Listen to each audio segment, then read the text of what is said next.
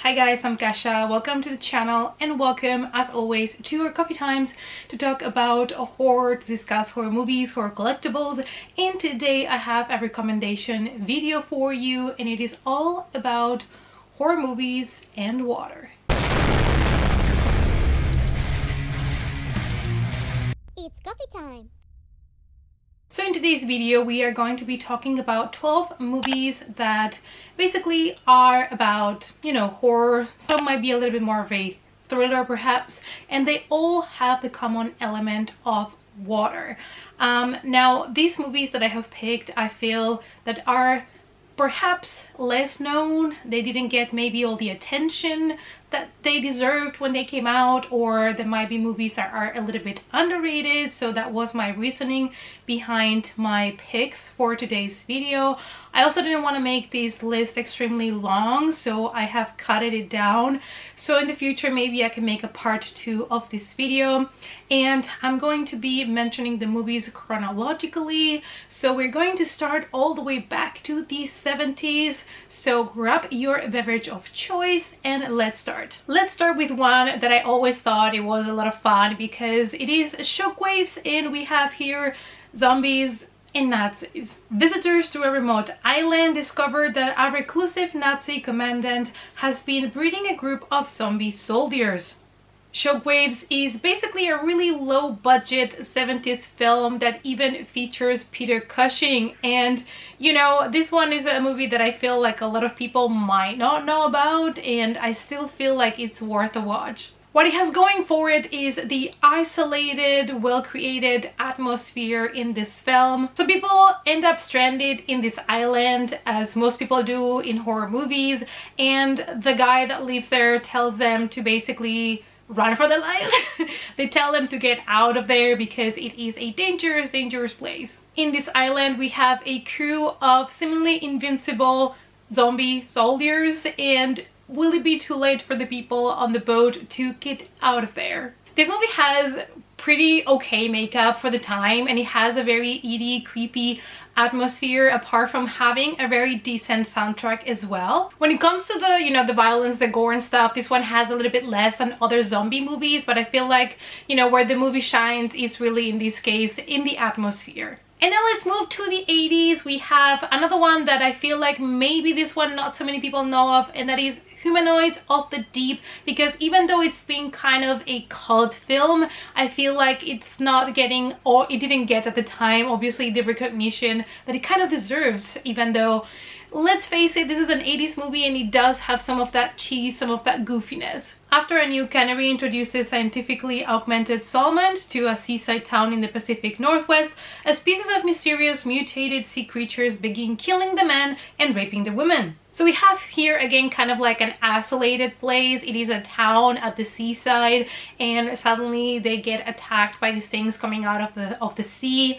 And like I said, it was very goofy, but there's also a fairly good amount of gore that is quite enjoyable. The main characters are your typical classic, fishing town people. But like I said, the gore gets really intense. It's really nice. And even though there is some kind of goofiness to the movie, I still feel like you will enjoy it if you don't mind that on an 80s flick. Moving on to the next film, we're kind of nearly leaving the 80s because we have Deep Star 6 that was released in 1989. The crew of an experimental underwater nuclear base are forced to struggle for their lives when their explorations disturb a creature who threatens to destroy their base. Now this is obviously one of those plots all this time, we send sometimes scientists underwater and they disturb or touch something they shouldn't have, and then they get confronted with a creature. This has been repeated so many times. Actually, this is kind of the plot of my last movie on this list. So basically you have here a creature that has been disturbed and starts to attack the crew one by one, and the crew on their way to survival kind of end up apart from each other trying to survive. Even though this movie is kind of slow moving and at parts there is a lot of like scientific talk that may get you a little bit put off from the film. I still feel like it catches up really well in the third act. I feel like in the middle is where it gets a little bit weaker, but if you pull through, I feel like the ending is quite satisfying and you're gonna get some really good violence as well in the third act. Apart from that, I do feel like the movie has nice developed characters and you have your typical hero characters in this kind of story, and if you have not checked it out, maybe you want to give it a try this summer. And taking a big leap on time, we move forward 10 years because we have Virus. When the crew of an American tugboat boards an abandoned Russian research vessel, the alien life form aboard regards them as a virus, which must be destroyed. Another typical plot of sci-fi horror kind of. I feel like a lot of the underwater movies that are horror are kind of combined a little bit with sci-fi. They always have this type of creatures or aliens or things from otherworldly places, and it's something that honestly has been done a lot, but I still have a lot of fun watching. This movie was actually adapted by a comic series from Dark Horse, and actually the problem that it had is that it came out, I think, 1 year after Deep Rising, and Deep Rising was not well received by the critics. So when Virus came out, it also didn't get all the love that I feel like maybe it could have deserved. But nevertheless, you know, I will take any movie where I can see Jamie Lee Curtis kicking ass. And I still feel like this one is a lot of fun. You know, it's your typical 90s film, even though it's already touching the 2000s. It's kind of like on the verge there, but it's another one that I feel like if you have not watched it, it is at least worth one watch. And going back to horror movies kind of touching World War II topics, we have Below. In the dark silence of the sea during World War II, the submarine USS Tiger Shark prowls on what should be a routine rescue mission. And as we all expect, as we are getting down, descending on that rescue mission, things are not gonna go well. And this is one of those kind of movies that has a psychological aspect to it and is going to keep you guessing and keep you wondering if the things they're seeing, the things they're doing, if it's reality, if it's in their heads, if they're losing their mind. It's that kind of vibe. I would say it is a ghost story underwater with some interesting twists and turns. And now from World War II, we go to our typical tourist group of people movie because we have Blackwater. A trio of tourists on a fishing trip in the mangrove swamps of northern Australia are left to fend for themselves when their tour guide is killed by a crocodile. Now, this story is actually loosely based on something that actually happened, and obviously after the tour guide is killed, the other three are left there to fend for themselves, to try to survive in a place they don't know with a big threat that you have the crocodile there. And I feel like, you know, for being a movie that I know it's not going to be for a lot of people, but I feel like it is a quite decent crocodile creature feature movie. So if you like some of those films, maybe give this one a try if you have not watched it yet. We take another jump on time and we go to Sector 7 from 2011. Our main character is working as a marine equipment manager on an oil prospecting ship called Eclipse. Though his job is to oversee the withdrawal of the ship, he suggests conducting some drilling one last time. This is a South Korean movie and maybe not all of you guys are familiar with it, so I really wanted to include this one in the list. Now, I feel like this movie is kind of taking a lot from other movies, so it's kind of like a patchwork of other movies in a sense, but I feel like if you, like me, have a fear of the deep below, I hate things that are underwater, claustrophobic.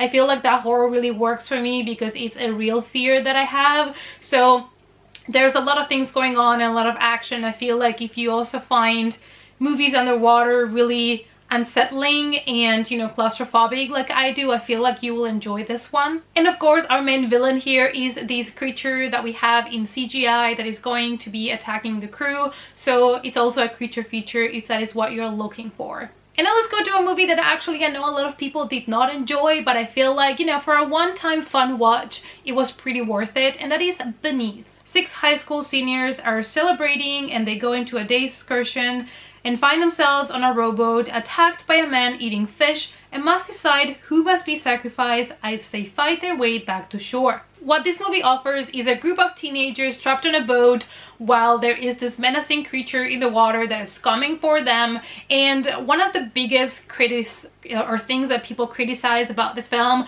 was that the characters were not likable. They actually, you know, a lot of people despise the characters, so for them it was really hard to relate to them and also to root for them, which is something that adds a lot as a viewer, as an experience. If you really care about the characters in a horror film, I feel like it really helps you to be really invested with the movie. So I understand why a lot of people didn't like it because of that. So if you like creature feature films and you're looking for a fun summer creature movie, this one might be also another one that you would like to check out this summer. And now let's talk about a movie that, you know, maybe it's not the best one for summer. I would feel like this one is better for fall, and that is one that I found really interesting and that I had a lot of feelings about, but I still will recommend it to people, and that is Cold Skin. A young man who arrives at a remote island finds himself trapped in a battle for his life. The year is 1914. The planet is about to crack open under the bloody strain of World War I. And we have a nameless guy that arrives to this island and commits himself to be there for 12 months. He's basically being left there to perform some exploration of the island, do some investigation there. The problem with what I have with this main character is that we barely know anything really about him. He's just dumped in that island, and he knows he needs to stay there for 12 months, and there is no way that he's getting out of there. Apart from him being in the island, there is another human that has been there for a long time, and kind of, you could say, has lost it a little bit. And we also have some creatures that come out of the sea. I'm not gonna spoil too much about the creatures. You know, when I watched this film, it kind of reminded me of something similar to The Lighthouse. Like, the movie is a little bit weird, but in the good sense weird.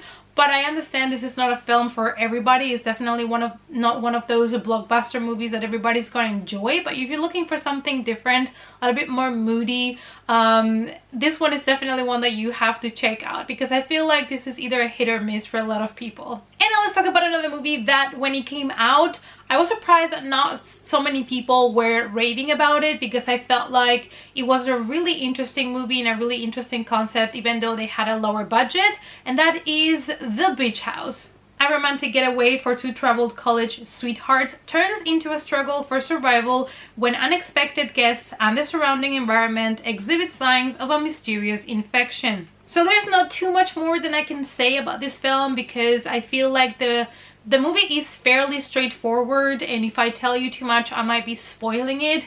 But this is body horror, let me tell you that. And I felt like, even though the movie started with a slow pacing, I think it has a really good payoff, and I really enjoyed the journey that this movie took me in. The movie has also minimal score. It feels really intimate. It feels like you're really spending the time there with these two people, and you feel kind of trapped there with them. I really enjoyed it. I really enjoyed the atmosphere. I really enjoyed what they were trying to do with this virus. That's all I'm gonna say. But if you have not checked it out yet, because I feel like this one went a little bit under the radar for a lot of people, I strongly recommend you to check it out.